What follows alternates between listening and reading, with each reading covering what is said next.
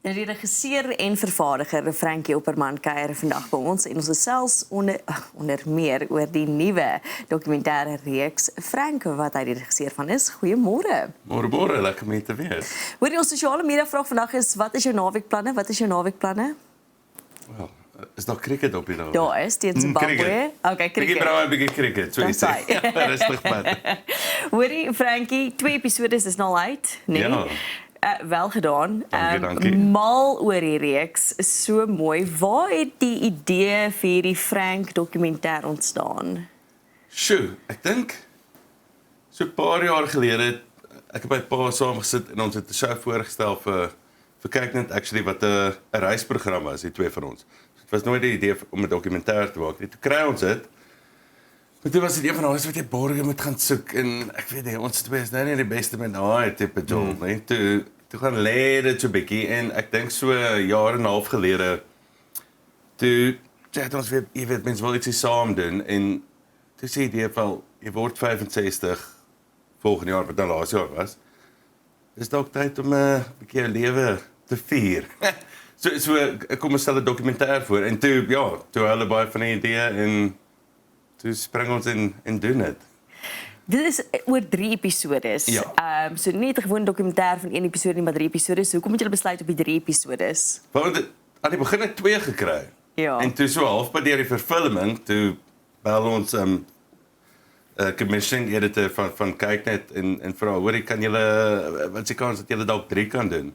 Dis definitief, he's baie goed, en ja, ek dink daar was meer as genoeg, jy weet, content om te maak en stories om te vertel. Ons kon eintlik 4 doen, as ek dink aan die goed wat dit nie gemaak het. Ek moet eerlik met jou wees, ek is 'n bietjie in konflik met jou. Wat is dit? Ja, want ek het saam met jou pa in 'n toneelstuk sy seun gespeel. So, ek weet ek nou nie. Dis 'n regte laaitie nie, ek of jy. Maar die interessante ding is ek het nou toevallig met hom eergister gesels. Okay. En toe sê hy, toe vra ek van was dit lekker die Frank ding? Hy sê ja. Ek sê maar wat se vraag staan vir hom uit? Toe sê op 'n stadium is daar 'n vraag. Ek weet nie of dit nie edit gemaak het nie. Hy weet ook nie, maar die vraag is dink jy was 'n goeie pa? Ja. Ja. Ek onthou daai vraag, ja. Toe sê hy, vra 'n bietjie vir Frankie, dink hy was 'n goeie seun? Definitief. Ek maak 'n dokumentêr oor my pa. Come on.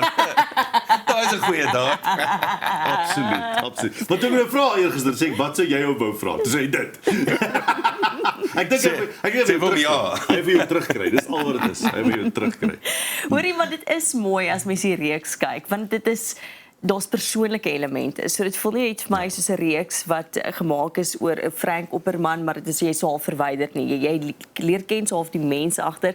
En vir jy sê in episode 1 as Frank en Lochner de Kok mekaar soos fistbump, dit was my alles. Want waar die lewe het mens gedink Lochner de Kok en Frank gaan net so casually 'n fistbump doen. Dit was my so mooi oomblik, maar ek dink dit het my ook iets gewys van jou pa en hoe geliefd hy is onder sy vriende en mense wat al lank pad in die bedryf kom. Wat wou julle vir mense, vir kykers wys oor Frank? Ja, ek dink die groot ding was hoe kon ek dit anders aanpak? Oor mens nou jy weet, kom ons sê die secret sauce het dat okay, ek's nou die seun wat dit maak. So, Ja. Jy weet, ons probeer dit nie tradisioneel maak, maar ons nou 20 mense gaan neersit en hulle almal vra hoe great is Frank en bietjie praat oor die rolle. So ek dink die feit dat mense so of daai bietjie daai pa seun ding Ja. verhouding ondersoek, dit gaan glad nie oor my nie. Ek dink dis nou net wat dit bietjie daai ietsie spesiaals gee, maar ek het vir hom gevra waarheen wil jy my vat? Wat wil jy my gaan wys oor jou lewe? Jy weet, of dit nou vriende, medewerkers, skole, jy weet, net plekke was. En ek dink dis wat dit so 'n bietjie laat uitstaan. Dis mense gaan op die reis en dit is glad nie in 'n lineêre volgorde, jy weet, hier's ek gebore, toe ek daar skool. Ek dink ons spring so 'n bietjie rond. Die hoofding is ons moet in Johannesburg uitkom, want hy moet sy huis gaan oppak. En dit was ook 'n ding wat in die regte lewe gebeur het. So dis glad nie aangeplak wat ons nou een of ander ding transkript het, nê.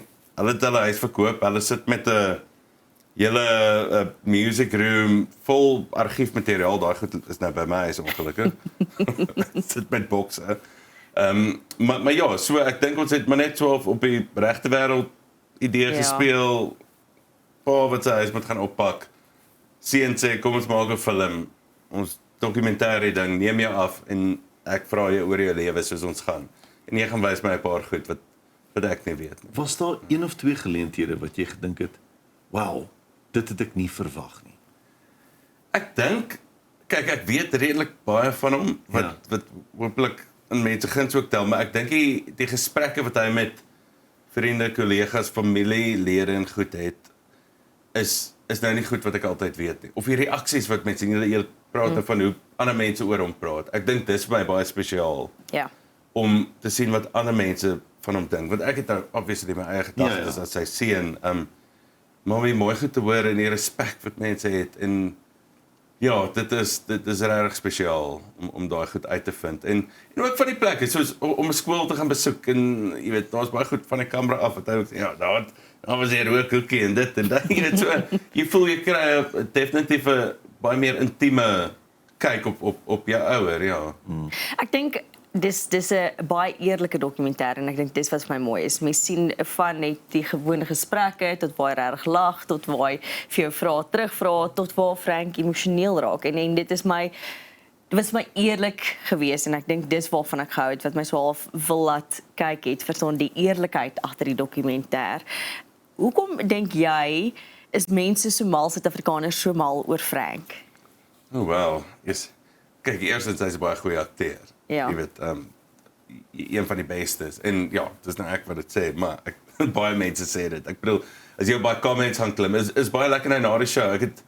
Is min dat jy soveel positiewe terugvoer sien. Jy weet, gewoonlik is daar goeie terugvoer en dan altyd 'n paar jy weet, social media trolls. Ja, ek verstaan ook nie hoekom nie. Maar in die geval sal ek sê 95% is regtig positiewe goed. Dan kom jy agter, jy weet, behalwe vir die talent. Ek dink is ook, ons sê dit baie in die ding en baie mense, maar daar's nie 'n ego met hom nie. Jy weet, wat jy sien is wat jy kry. Hy het tyd vir almal. Jy sal Pierre, jy sal ook weet. Ek bedoel, in die werke wat met saam gedoen het. Ek dink hy het ook tyd vir almal en hy vat sy werk baie ernstig op. Is nie ou wat ooit gedink het, ag, ek's nou goed genoeg, ek kan maar net opdaag. Ek dink hy tot vandag toe en hy nog steeds so besig. Is 'n ou wat aanhou die werk insit om baie performances te kry, jy weet, ja. Wat lekker is, as 'n mens kyk na die dokumentêr, dan onthou jy, as jy nou vir Frank al voorheen ontmoet het, dan onthou jy die lekker goed van Frank ook. Dan hoe hy jou laat voel. En ek dink dis nogal 'n groot ding. Hy laat mense anders voel oor hulle self. Ek dink as min mense wat dit reg kry. Hy is eerlik oor die feit, hy is ook 3 rollermeele van die lewe gewees. Ja. En mense, hy steek dit nie weg nie. Hy is in die lekker ding is partykeer, dan stap jy saam met hom, en dan skree iemand af van die kant af, hey, ou boet, of wat, Frank, hierdie, en dan vat hy tyd. Exactly. En dan staan hy stil, en op 'n stadium luister hy na menslikheid, wat ek soms nie raak sien nie. En dan besef jy, maar my magtig, 'n mens moet meer geduld hê met mense. Voel jy dat daai element van hom in jou aan die gang is besig om te werk? Daai stop, fokus nou eers op hierdie, gee jou aandag op hierdie. Ja. Hoe ouer jy raak dit 'n element van jou lewe? Vir myself. Ja. Definitief en definitief iets wat ek ook by hom geleer het. En jy maak baie belangrike punt daar is mens moet dit net so 'n bietjie kan stop en ook dinge opsom en daai geduld te hê om en te kan luister ook. Ja. Ja, jy weet en ja, is amper net ground yourself so 'n bietjie vat die tyd en neem dit in. Alhoewel hy's baie besige ou. Ja. Sê dit met 'n knippie sê. Ja. Frankie, maar jy sit met 'n famous ma en 'n famous pa, en toe ook nou in die vermaaklikheidsbedryf self opgeëindig. Hierdie is verseker nie jou eerste ding waaraan jy werk nie. Het jy gedink, was dit altyd die verwagting vir jouself dat jy maar net in die vermaaklikheidsbedryf gaan opeindig? Ek wou baie graag dit nie doen nie. Soos op skool het ek dink ek wou eers 'n veearts word en toe het ek aan fisio gedink maar ek het drama ook gedoen op skool. So dit was nou obviously 'n bietjie meer voor die kamer op die verhoog goed. Maar ek wou nooit 'n akteur eintlik word. Ek het teen dit baie beklei. Maar op 'n stadium het mense net gaan wel met ken die industrie jy hou van stories vertel. Ek bedoel ek speel al van dat ek kan onthou rond op videokamerakies en jy weet silly videokies en jy weet al daai home video stuff. Maar na skool, ja, toe wou ek besluit om filmskool toe te gaan en toe is dit nou maar daai, jy weet, pad wat mens stap. Ek dink agter die kamera definitief meer gemaklik. hoe hy te angstig en skaam vir jy weet voor die kamera dinge, maar ja, ek dink dis nogals dis 'n passie wat werk geword het, jy weet. Want ek nie sê ek werk nie 'n dag in my lewe nie, dis harde werk. Maar definitief, ek dink is 'n ja, dit is so 'n lekker ding om wat mens maak tentoon te kan stel en jy weet mense kan sien wat jy doen vir 'n lewe. Ek kan eendag my seentjie Frankie, alhoewel hy's nou 8, maar en my dogtertjie Noah, hulle gaan eendag die storie van hulle oupa kan sien. Ek bedoel, hoe special is dit? Ja. Jy weet dis wat ek gemaak het, wat ek gedoen het, maar tog is dit 'n groter ding, jy weet. Familie ding. Ja, en iets wat altyd daar bly. En so is dit met jy weet al die werk wat mense doen. Al die werk wat jy doen is al redelik veelsidig. Ek wil Jennifer sal dan nie sê jy werk jy wys vir haar ook soms wat om wat te doen. Ja, dit doen sy nou dan 'n bravoetjie. Ja. Ja. Sy sal dit dan nie sê nie, maar ja, daar's soveel elemente, daar's soveel dinge waarmee jy besig is. Wat se fokus is vir jou die lekkerste of gaan dit altyd oor die essensie van storie? Kyk, 'n lekker storie is 'n lekker storie en dis altyd 'n baie spesiale ding om aan te pak. Mens moet natuurlik is dit ook werk, so jy vat 12, jy weet, klomp projekte aan. Maar ons produksiemaatskappy Bonanza Productions, ons fokus op dokumentêre goed en ons het nog 'n paar baie lekker dokkies op pad waarmee ons op die oomblik heidaglik besig is, ook 'n paar legendes en jy weet, human pieces, maar dan doen ons ook baie reisprogramme, wat vir my baie lekker is. Jy weet, laas jaar was ek Vietnam toe, ek was vroeër jaar Sint Helena toe. Ons doen die program Elders met Ernst, die julle baie goed ken. So ek dink mense kry baie geleentheid om dinge te ervaar en te sien wat jy nooit sou gedoen het as ek nou 9 to 5, jy weet, kantoorwerk gehad het, né? Polisse verkoop dit nie. Ja. Nie dat daar iets fout is daar, weet nie, maar ek dink ja, dit gee my uitlaatpyp en dan kry jy daai bonus van jy kan stories ook vertel. Jy kan mense se stories vertel en nou en dan is daar regtig daai stories wat 'n impak het op iemand se lewe en daai is die beste goed om op te werk. Iets wat 'n verskil kan maak en lekker is en mooi is om te wys. Nou behalwe vir Frank, hierdie dokumentêr, wat is vir jou van jou loopbaan hoogtepunte tot dusver?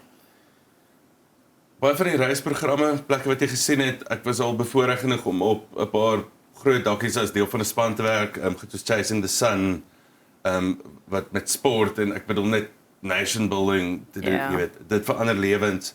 Ons het laas jaar baie lekker een oor die stories van Afrikaans gedoen, wat oor die geskiedenis van die taal gaan het. Dit was 'n monster projek om aan te vat.